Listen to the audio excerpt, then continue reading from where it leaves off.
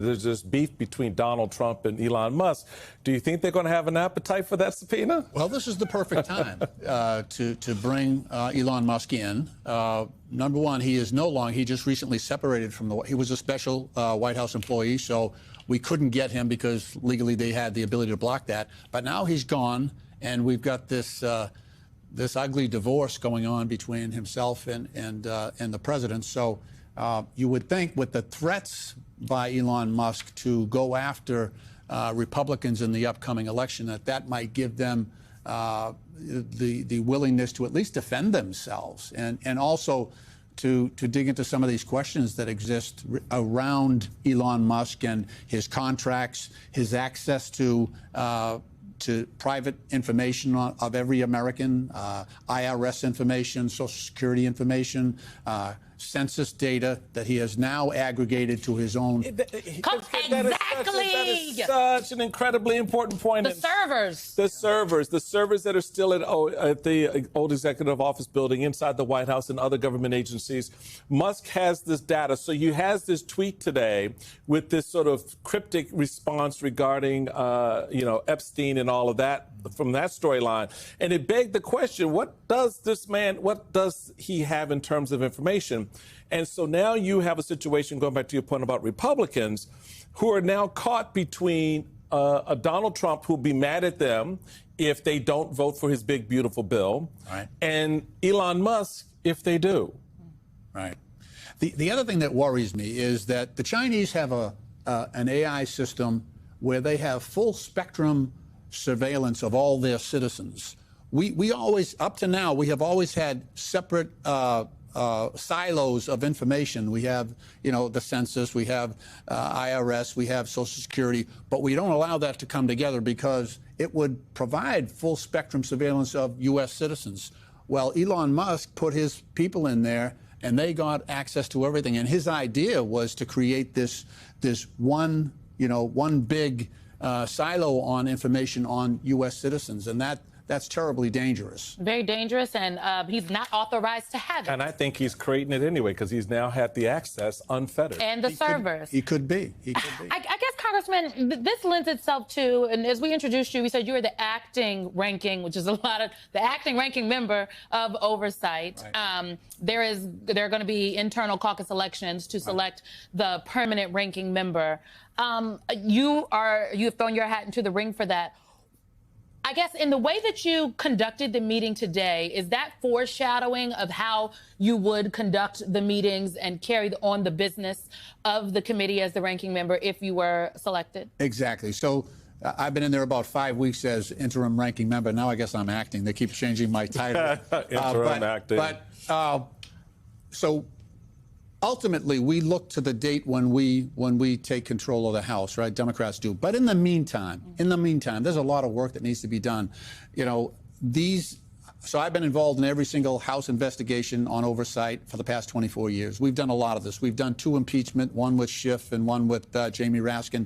So a lot of the work that we've done in those cases is applicable to what we're going to do going forward. We've got a target-rich environment. We've got everything that Trump has done so far and everything that he will do up till the time when hopefully the Democrats take over the House. So we've got to treat this in a very disciplined way. We need a steady hand on this and make sure we hold this administration accountable. We've heard from a number of, I don't know if folks have noticed at home, but we're trying to get all the Democrats that have thrown their hat into the ring. And there are some that say now is the time for fighters and new blood.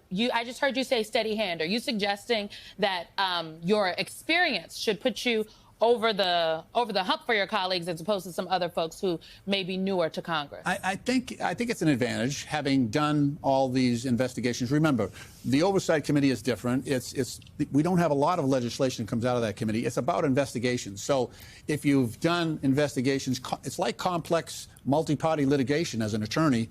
You need discipline. You need to really follow the facts. You need to depose, gather witnesses, and really lay out your case. And you also need messaging, which the younger members are great at with their demographic. They're very, very good at that. But my job would be to basically make sure that we accomplish what we want to, and then also lift up these younger members and give them an opportunity to shine. Simone, some of what I'm hearing from the congressman is reminding me of your latest op-ed for MSNBC, where you write Democrats need to stop acting like they're holding a losing hand. I wonder how much of that, Simone, you see in the context of what oversight is able to do. Well, look, I mean, Michael, what Alicia noted, Congressman, is that I have an op-ed and it's talking about wanting the moment as opposed to just meeting the moment. And I think there are a lot of Democrats out there who are waiting to be invited to the table, if you will, and not wanting the moment. But there are examples across the country right now of Democrats winning since 2024, of Democrats being out there, the Democratic Legislative Campaign Committee, even in the minority in some places across the country. They are doing things. And I don't know, Michael, you used to be a party chairman. What say you about the situations on the Hill?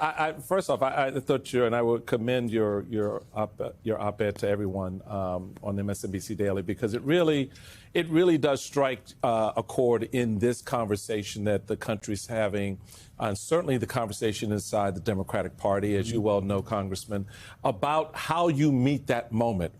And I sat back and listened just now between the exchange between a former member of the DNC, a former member of the White House staff, a current member of the Congress, about their party in the context of, how do you fight? And does seniority mitigate against fighting? Or is seniority enables you to fight different? Maybe perhaps better in certain close quarter situations. And so I think that's going to be a very important challenge represented by this oversight committee fight, if you will. How do you see, I want to go back and visit that point, because I think in the context of how we're looking at meeting the moment that Simone wrote about, the fact that across the country there are Democrats who are looking for someone to stand up and give the Republicans a black eye. Yeah. And not sit back after you do it and go, oh, I'm so sorry. Did I hurt you? Yeah, because you know what the Republicans have already done and are prepared to do. Right.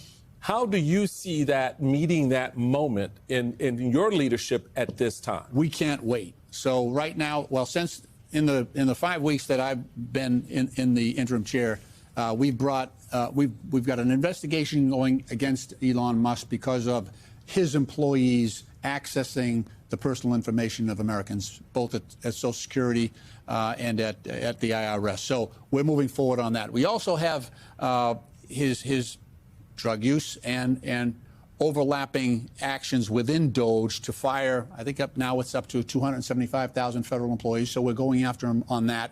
And we also have a third investigation that is ongoing with respect to the use of crypto, both with the president and the Trump family. And so we've got those three going right now. Some people in the party think we should wait till we're in the majority. We cannot wait that long. We cannot. We need to move now. And might not get to the majority. Okay. We may not have an election.